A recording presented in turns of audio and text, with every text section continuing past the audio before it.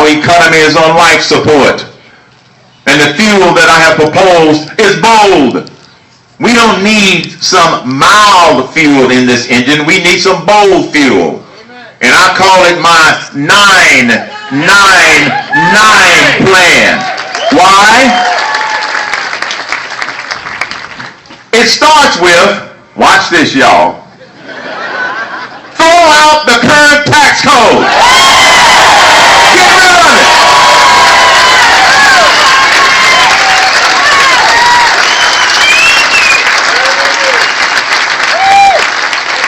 Throw it out, because how many years, most of you all your life, have been complaining about the tax code?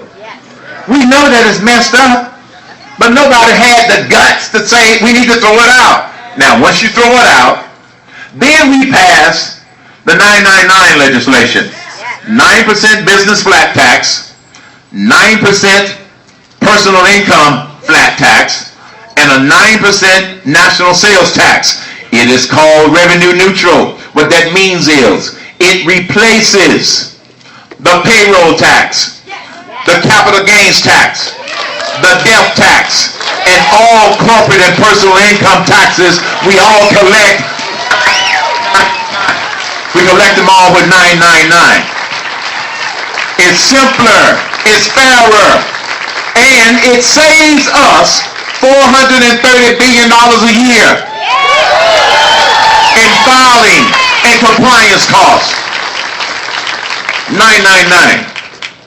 And whenever I describe this to the skeptics inside the Beltway, they always come back and say, well, Mr. Cain, that sounds all well and good, but you can't do that. I said, what do you mean I can't do that? I'm going to be president. I can do that. Maybe y'all don't understand. I can't do it as a candidate, but I can do it as a president.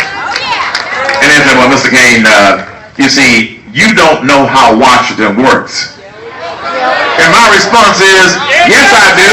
It doesn't. It doesn't work.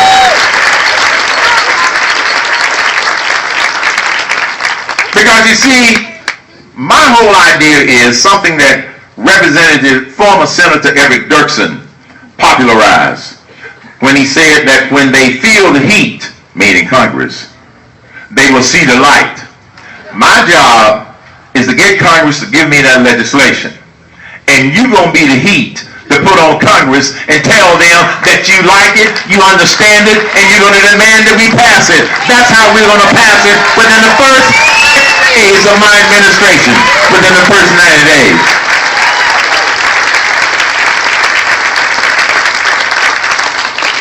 And this morning when I was on Chris Wallace's Fox News Sunday, thank you, they always like to try and trip you up. Well, it's going to be regressive on the poor. No, it's not.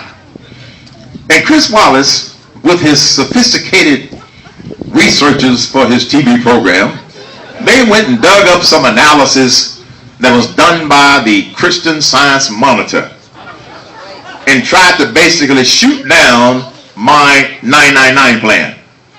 And I basically said, Chris, I don't know the assumptions that they made, but it looks like they didn't make the same assumptions that I make. So let's take my example. And I said, if you take the median income of a family of four of $50,000 a year, today under the current code, they are going to pay approximately $10,000 in taxes if you include the payroll tax. Under the 999 plan, that second nine, they're going to pay $4,500. It's simple arithmetic.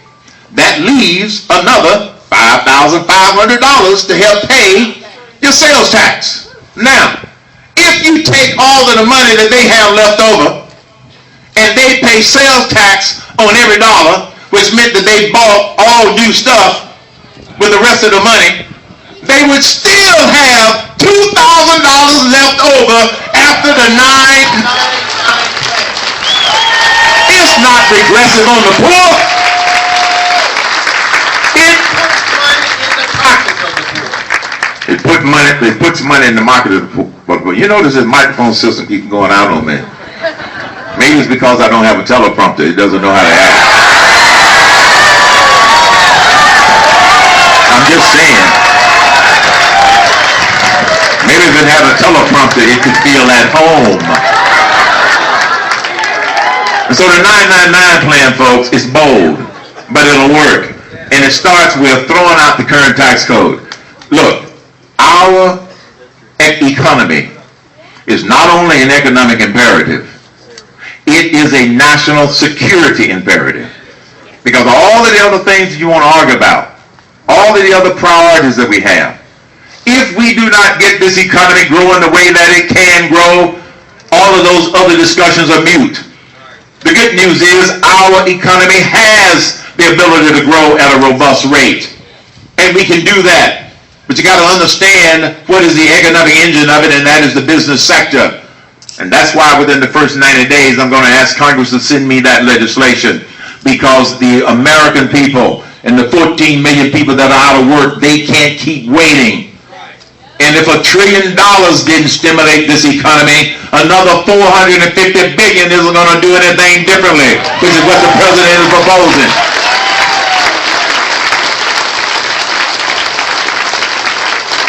And so take every one of those crises.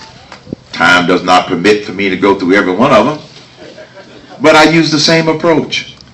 What is the problem? What priorities should we set? Surround myself with the right people. That's what successful business people do. That's what I have done all of my career.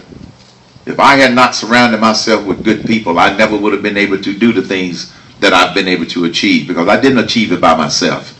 I achieved it with a team of people around me that believed as I believed, and who knew how to figure out, well, what is the right problem, and how do we solve that problem?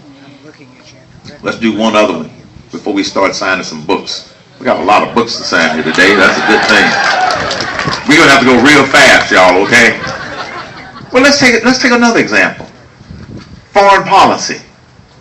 I have been criticized for not having extensive foreign policy experience.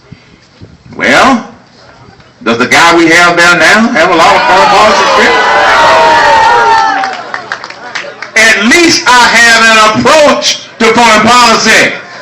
I have a philosophy, and my philosophy is an extension of the Reagan philosophy.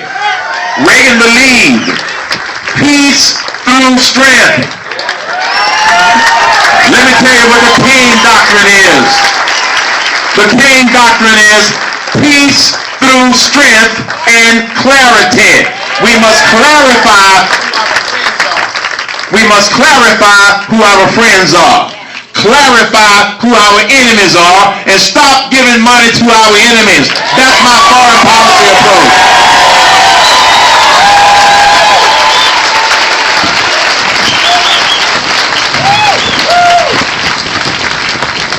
When I was in Israel in August, I had the opportunity to sit down with the Deputy Prime Minister of Israel. And it was a very chilling conversation. To sit and listen to him describe what it's like to live in the part of the world where most of your neighbors are your enemies. And one of the things that he said during that conversation that will always stick with me, two things actually. First, with all of the tension in the Middle East, Israel will defend itself.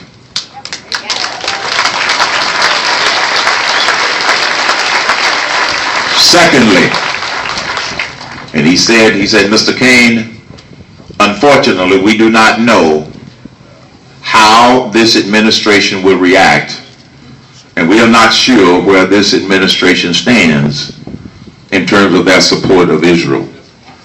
And I said to him, I said, Mr. Deputy Prime Minister, based upon my knowledge of our relationship over the years, I can tell you what the relationship will be with the Cain administration. And I'm going to use an old Southern expression. And if you don't quite understand it, I will interpret it for you. But there's an old Southern expression, in Herman Cain administration, if you mess with Israel, you're messing with the United States of America.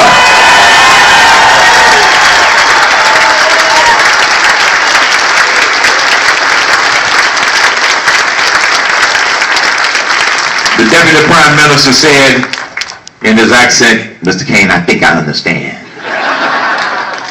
Our enemies need to know who our friends are. That's right. And our enemies need to be clear that we're going to stand with our friends. That's my foreign policy approach.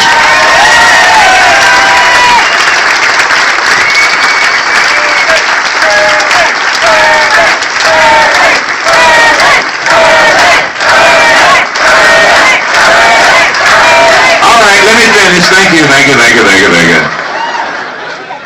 There are three things that we got to do, folks, in order to make sure that this happens. I think we've gotten the attention of the rest of the world now. We've gotten the attention of the media. It's about time. But we got their attention now. But we're not going to sit back on our laurels. We're going to continue to work hard. But here are the three things I need you to do. Because I can't do this by myself. I'm here today. We're getting the visibility today because of you. And here are the three things that we got to do in order to make sure that we get this across the finish line. Number one, stay informed. Know the issues. Know the facts. Be able to explain 999 when they try to tell you that it is regressive on the poor. No, it's not. And when they try to play that class warfare card, don't let them play that class warfare card. That's why you need to be informed. Not only about that, but also exactly where we stand and I stand on all the other issues. Stay informed. Because as you know, stupid people are running America. We can't save them all. But we got to save the savable. Secondly, stay involved. Do you know that if a liberal came out here and saw the size of this crowd, their head would explode? They figured that you'd be home watching football, drinking an adult beverage, but instead you came out to support somebody who is a patriot who wants to change what's going on in Washington, D.C. Stay involved.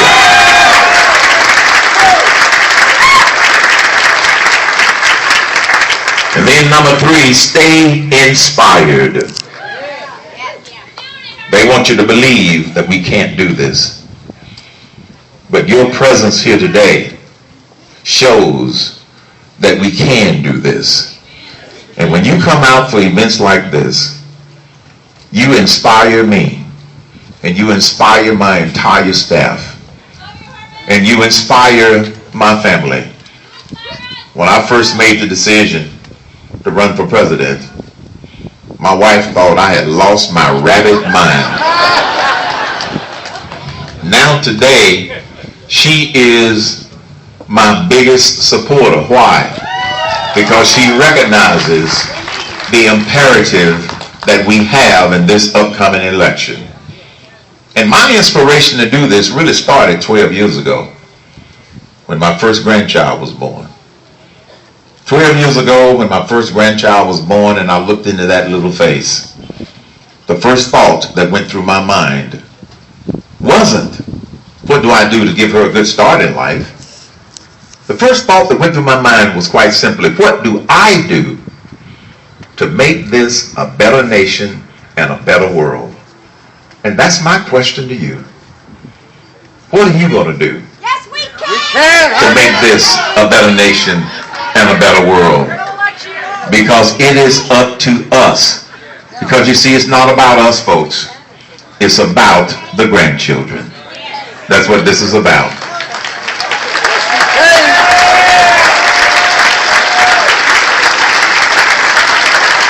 And it was the Gipper, again, who reminded us about this very fragile thing we call freedom. When he said, freedom is never more than one generation away from extinction. You can't pass it on in the bloodstream. It must be fought for. It must be protected. Or one day we will spend our sunset years telling our children and our grandchildren what the United States of America used to be like when men were free. I'm not going to have that conversation with my grandkids, and I don't think you want to have that conversation with your grandkids.